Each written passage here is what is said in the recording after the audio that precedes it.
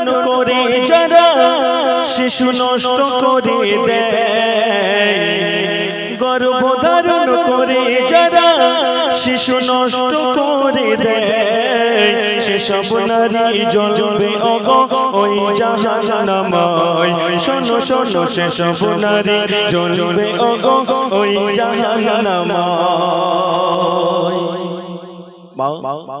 দুনিয়ার মুখে কিছু নারী আছে লক্ষ লক্ষ টাকা ব্যয় করে তারা সন্তানের আশায়, আল্লাহ পাক যখন ইনশাআল্লাহ তাদের গর্ভে সন্তান দেয় তারা পায়। যত শর্টকাট করো না কেন, অনেক মা আছে দুনিয়ায় তারা সন্তানকে কিভাবে নষ্ট করে দেয়। কবি লিখছে শোনো, কেউ লক্ষ টাকা খরচ করে সন্তানের আশায়, কেউ লক্ষ টাকা খরচ করে সন্তানের আশায়, কেউ জন্ম দিয়ে রাস্তাঘাটে ফেলে চলে যায়, কেউ জন্ম দিয়ে রাস্তাঘাটে ফেলে চলে যায়, কেউ টাকা দিয়ে বাচ্চা কিনে ঘরে নিয়ে যায়, কেউ নোড়া দিয়ে বাচ্চাকে তার তেলে মেরে দেয়। সবার ওই রিজিকের ভর নীল পরওয়ারদিগার, সবার ওই রিজিকের ভর নীল পরওয়ারদিগার। তবে হত্যা কেন করছো তুমি, তবে হত্যা কেন, তবে হত্যা কেন করছো তুমি, কোন সে বাহানায়, কোন সে বাহানায়। হিসাব তোমার দিতে হবে হাসরের বেলায়, হিসাব তোমার দিতে হবে হাসরের বেলায়। আমি অনুরোধ করে যাব মা, যাদের এই দুনিয়ার বুকে চলার ক্ষেত্রে ভুল করেছেন, নামাজ পাঠি তওবা করে নেবেন, আল্লাহর কাছে ক্ষমা চেয়ে নেবেন। কেননা আমাদের দুনিয়ার অবস্থা খুবই খারাপ মা, এই দুনিয়াটা খুবই খারাপ হয়ে গেছে এখন। তা মা আল্লাহর কাছে তওবা করে ক্ষমা চেয়ে নেবেন। তাই কবি লিখেছে, এই গজলটার মধ্যে কি আছেন, কালকে তোমার আম্মা জানেরা অনেকে ভাববেন যে অলিল ভাই গজলগুলো গেয়ে গিয়েছে, এই গজলের মধ্যে কি আমরা পেয়েছি। আমরা কদিন বাঁচবো মা, দুনিয়ার বুকে চলতে চলতে চলতে চলতে পাহাড় পাহাড় সমান গোনা করে ফেলেছি, আমাদের কল্পে গোনা ছাড়া আর কিছু নেই মা। তবে যতদিন বাঁচবো নামাজ পড়বো, ইবাদাত করব, নবীর আদর্শ কাটাবো ইনশাল্লাহ। তোমার কোনো ফরমাইশ আছে, ছুটে এসেছো বাবা? মাশাআল্লাহ, মা আমার সোনার টুকরোরা চলেন। মাশাআল্লাহ, আমার সোনার মারা ফরমাইশ করেছে, তোমাদের জন্য আমি কষ্ট করছি, কি করব বলেন। তোমরা বছরে একটা বার অনুষ্ঠান দেন, কোথায় তো যেতে পারেন না, এই আমাদের দিকে চাতক পাখির মতো তাকিয়ে থাকেন। চলেন।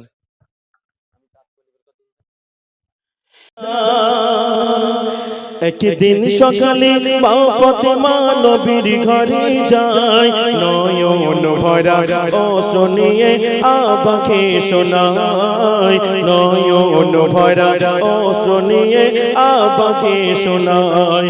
একদিন সকালে মা ফাতেমা নবীর ঘরে যায়, একদিন সকালে মা ফাতেমা নবীর ঘরে যায়, নয়ন ভরা অশ্র নিয়ে আবাকে শোনায়, নয়ন ভরা অশ্র নিয়ে আবাকে শোনায়।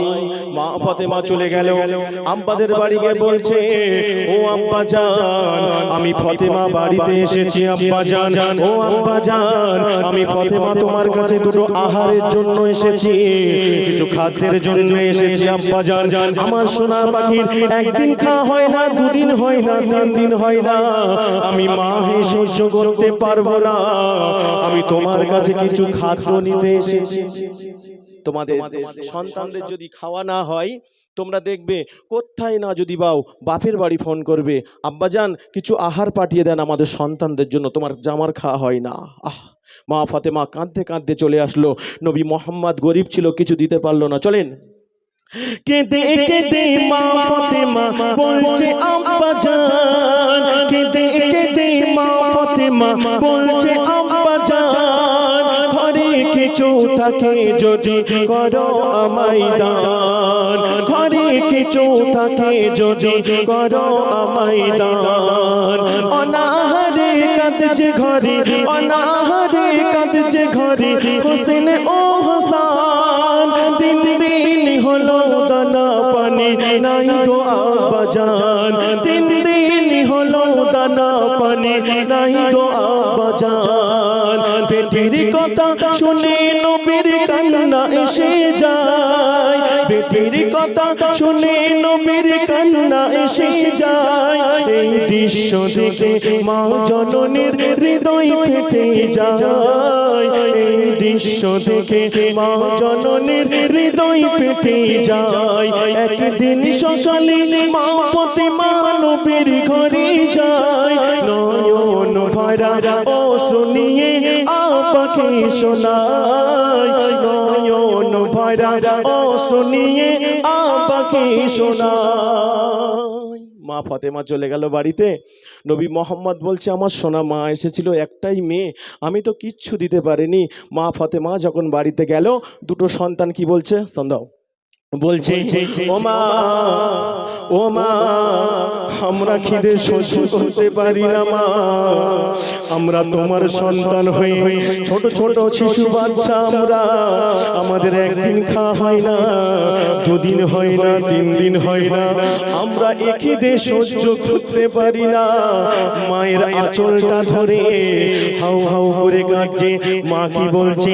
কবি লিখছে, জান্নাতি রানী মা জননী বাড়ি ফিরিল, মাসুম দুবাই হোসেন হাসান বলতে লাগিল, মাসুম দুবাই হোসেন হাসান বলতে লাগিল, মোদের খাবার দাও না এবার আঁচল ধরে কয়।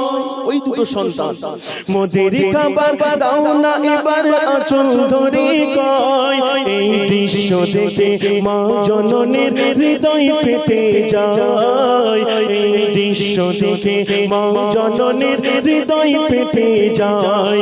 একদিন সকালে মা ফাতেমা নবীর ঘরে যায়, নয়ন ভরা অশ্রু নিয়ে আব্বাকে শোনায়, নয়ন ভরা অশ্রু নিয়ে আব্বাকে শোনায়।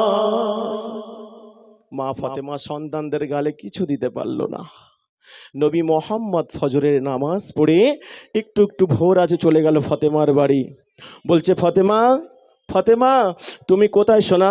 ফাতেমা বলছে, আব্বা আমি তোমার সামনে যেতে পারবো না আব্বা, আমার পরনেতে একটা ছেঁড়া ফাটা তালি দেওয়া শাড়ি আব্বা, আমি তোমার সামনে যেতে পারবো না।